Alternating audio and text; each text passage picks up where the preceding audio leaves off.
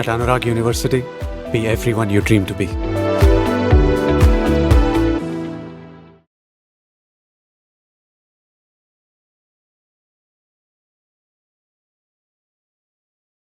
పశ్చిమాసియా ఉద్రిక్తతలు మళ్లీ పీక్స్కు చేరుకుంటున్నాయి. అమెరికా ఇరాన్ మధ్య రగులుతున్నటువంటి ప్రతీకార దాడులు గల్ఫ్ రీజియన్ను అగ్నిగోళంగా మార్చేసినటువంటి పరిస్థితి. అమెరికా చేపట్టిన వైమానిక దాడులకు ఇరాన్ ప్రతిదాడులతో పశ్చిమాసియా వ్యాప్తంగా ఒక భీతావాహ పరిస్థితి కనిపిస్తుంది. ఇటు అమెరికా తగ్గట్లేదు, ఇరాన్ తగ్గట్లేదు. ఒకళ్ళ మీద ఒకళ్ళు ఇష్టారీతిన దాడులు చేసుకుంటుంటే మళ్ళీ ప్రపంచ దేశాలను కూడా ఉలిక్కిపడ్డట్టు పరిస్థితుంది. యుద్ధం అయిపోయింది, యుద్ధం తగ్గిపోయింది, ఇంకా అంత ప్రశాంతంగా ఉంటుందన్నటువంటి తరుణంలో మళ్ళొకసారి యుద్ధం పీక్స్కి చేరుకోవడంతో మళ్ళీ మునుపటి సిచ్యువేషన్ కనిపిస్తుండడంతో అందరూ కూడా గజగజ వణిగిపోతూ ఉన్నారు. ముఖ్యంగా గల్ఫ్ దేశాలైతే కంటి మీద నిద్రలేదు వాళ్ళకి. ఇరాన్ రివల్యూషనరీ గార్డ్స్ జోర్డాన్ భూభాగంలో ఉన్న అమెరికన్ మిలిటరీ స్థావరాలను లక్ష్యంగా చేసుకుని విరుచుకుపడింది. నాసర్ 2 అనే పేరుతో చేపట్టిన ఈ రహస్య సైనిక ఆపరేషన్ ద్వారా శత్రు స్థావరాల మీద బాంబుల వర్షం కురిపించింది. ఈ మెరుపుదాడి ఫలితంగా అక్కడ పనిచేస్తున్నటువంటి అత్యాధునిక రాడార్ నియంత్రణ వ్యవస్థలతో పాటు విమాన నిల్వ కేంద్రాలతో సిద్ధంగా ఉన్నటువంటి F-15 పోరాట విమానాలు పూర్తిగా ధ్వంసం అయిపోయినట్టుగా తెలుస్తోంది. ఇంకొక ముఖ్యమైనటువంటి విషయం ఏంటంటే అక్కడ జోర్డాన్లో ఉన్నటువంటి స్థావరాలే కాదు, బహ్రెయిన్లో ఉన్నటువంటి అమెజాన్ డేటా సెంటర్ ఏదైతే ఉందో ఆ డేటా సెంటర్ మీద కూడా ఇరాన్ తీవ్రమైనటువంటి దాడులు చేసి ఆ డేటా సెంటర్లు మౌలిక సదుపాయాలు పూర్తిగా నామరూపాలు లేకుండా చేసినటువంటి పరిస్థితి. ఇంకా రుగ్బాన్ సరిహద్దు ప్రాంతంలో నెలకొల్పిన ప్రధాన అమెరికన్ సైనిక ప్రాంగణంపై జరిగిన క్షిపణి దాడుల దాడికి పూర్తిగా అక్కడ అమెరికా సైనిక సిబ్బంది ప్రాణాలు కోల్పోయారని ఇరాన్ ప్రకటించినటువంటి పరిస్థితి. సో దాడులు తీవ్రంగా జరుగుతున్నాయి. సో ఇష్టారీతన బాంబుల వర్షం కురుస్తోంది.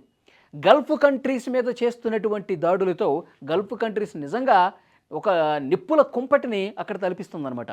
బహ్రెయిన్లో దిగ్గజ సంస్థ అమెజాన్ డేటా సెంటర్ని ధ్వంసం చేసిందని చెప్పి ఇరాన్ అఫీషియల్గా ప్రకటించింది. ఇరాన్లో ఉన్నటువంటి IRGC ఏదైతుందో సో అధికారిక ప్రకటన చేసింది, మొత్తం కొలాప్స్ చేసి పడేశామని. తమ దేశ పౌర వసతులపై అమెరికా దళాలు జరిపినటువంటి దాడులకు తగిన రీతిలో జవాబు చెప్పడానికే ఈ సాంకేతిక కేంద్రాన్ని లక్ష్యంగా చేసుకున్నట్టు పేర్కొంది IRGC. ఈ ఆరోపణలు క్షిపణి దాడి ఘటనను అమెజాన్ కానీ బహ్రెయిన్ ప్రభుత్వం కానీ ఇంకా ప్రకటించలేదు. IRGC ఇరాన్ చెప్తుంది కానీ ఇంకా ఆ డేటా సెంటర్ కానీ బహ్రెయిన్ కానీ చెప్పలా. మరోవైపు కువైట్లో కూడా దాడులు జరుగుతున్నాయి. ఇరాన్ బలగాలు ఆపరేషన్ లైట్నింగ్ ప్రత్యేక దాడి చేశాయి. ఈ దాడిలో కువైట్లోని అమెరికన్ మిలిటరీ క్యాంపులైన Arifjan, Ahmad Al Jaber air బేస్లో ఏర్పాటు చేసినటువంటి డిఫెన్స్ కవచాలు ఏవైతే ఉన్నాయో, కమ్యూనికేషన్ టవర్లు ఏవైతే ఉన్నాయో, రాకెట్ లాంచర్ వ్యవస్థలు పూర్తిగా ధ్వంసం అయిపోయినట్టు తెలుస్తోంది. ఇంకా అక్కడ ఉన్నటువంటి అలీ అల్ సలేం ఎయిర్ బేస్లోని రీపర్ డ్రోన్ నిల్వ కేంద్రం మీద జరిపినటువంటి దాడిలో కూడా అధునాతన నిఘా దాడి డ్రోన్లు ధ్వంసం అయిపోయినట్టుగా సమాచారం వస్తోంది. ఈ నేపథ్యంలోనే ఇరాన్ అమెరికాతో పూర్తి స్థాయి యుద్ధం ఆరంభమైపోయిందని చెప్పి ప్రకటించింది. మిడిల్ ఈస్ట్ నుంచి అమెరికా తన దళాలను, మిలిటరీ సామాగ్రిని పూర్తిగా ఉపసంహరించుకునే వరకు తమ ప్రతిదాడులు కొనసాగుతాయని స్పష్టం చేసినటువంటి సిచ్యువేషన్ కనిపిస్తోంది. ఇప్పుడు ఫిబ్రవరి 28 తర్వాత ఇరాన్ ఏ విధంగా అయితే అమెరికా మీద విరుచుకుపడిందో అంతకు రెట్టింపు స్థాయిలో ఇప్పుడు స్వయంగా ఇరాన్ చెప్తోంది. అప్పుడు యుద్ధం వాళ్ళు స్టార్ట్ చేశారు. ఫిబ్రవరి 28వ తారీఖున టెహ్రాన్లో అక్కడ ఖమేనీ ఎవరైతే సుప్రీం లీడర్ ఉన్నాడో ఐతుల్లా ఖమేనీ, తర్వాత వాళ్ళ కుటుంబ సభ్యులు, తర్వాత మెయిన్ లీడర్స్ ఎవరైతే ఉన్నారో వాళ్ళందరినీ ఒక్క బాంబుతో ఆ బిల్డింగే లేపేయడంతో అందరూ చనిపోయినటువంటి పరిస్థితి ఉంది. ఆ తర్వాత యుద్ధం ఏ స్థాయిలో ఉందో మనం చూసాం. ఇజ్రాయిల్, అమెరికా ఇద్దరూ కలిసి ఇరాన్ మీద దాడికి దిగటం, ఇరాన్ అంతే ధీటుగా ఇరాన్ పని అయిపోయింది అనుకున్నటువంటి వాళ్ళు కూడా ముక్కున వేలేసుకునే విధంగా ఇరాన్ ప్రతిదాడి చేసింది. యుద్ధంలో గట్టిగా పోరాటం చేసి నిలబడినటువంటి పరిస్థితి. మొన్న ఖమేనీ అంత్యక్రియల తర్వాత మళ్ళీ ఉద్రిక్తతలు రాజేసుకున్నటువంటి పరిస్థితి.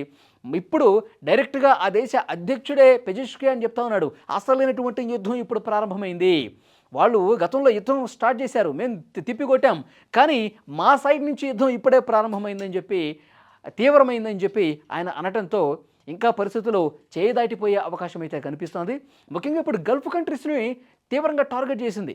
గల్ఫ్లో ఉన్నటువంటి జోర్డాన్ కావచ్చు, బహ్రెయిన్ కావచ్చు, కువైట్ కావచ్చు, ఖతార్ కావచ్చు, ఈ దేశాల అన్నింటి మౌలిక సదుపాయాల మీద, ఈ దేశాల్లో ఉన్నటువంటి అమెరికాకు సంబంధించినటువంటి కంపెనీస్ ఏవైతే ఉన్నాయో, అమెరికాకు సంబంధించినటువంటి వసతులు ఏవైతే ఉన్నాయో, అమెరికా ఎయిర్ బేస్లు ఏవైతే ఉన్నాయో, అమెరికా అక్కడ ఎయిర్ బేసుల్లో పెట్టినటువంటి యుద్ధ విమానాలు ఏవైతే ఉన్నాయో ఇంకొక ముఖ్యమైన విషయం ఏంటంటే అమెరికా సైనికులు కావచ్చు, అమెరికా సాధారణ పౌరులు ఎవరైనా గల్ఫ్ కంట్రీస్లో ఉంటే వాళ్ళ మీద దాడి చేయడానికి, వాళ్ళని కిడ్నాప్ చేసి ఇరాన్కి తీసుకొచ్చే ఆలోచన కూడా ఇరాన్ చేస్తున్నట్టుగా తెలుస్తోంది.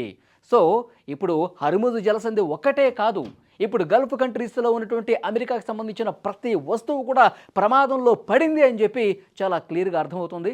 మరి యుద్ధం ఏ స్థాయికి పోతుంది, ఇంకా ఎలాంటి దాడులు ప్రతిదాడులు జరుగుతాయి, ప్రపంచానికి గల్ఫ్ కంట్రీస్కి కాదు ప్రపంచ కంటి మీద కూడా కొనుక్కులేనటువంటి పరిస్థితి ఉంది. భవిష్యత్తులో ఇంకా ప్రమాదకరమైనటువంటి దాడులు ఈ కంట్రీస్ మధ్య ఉండే అవకాశం చాలా స్పష్టంగా కనిపిస్తోంది.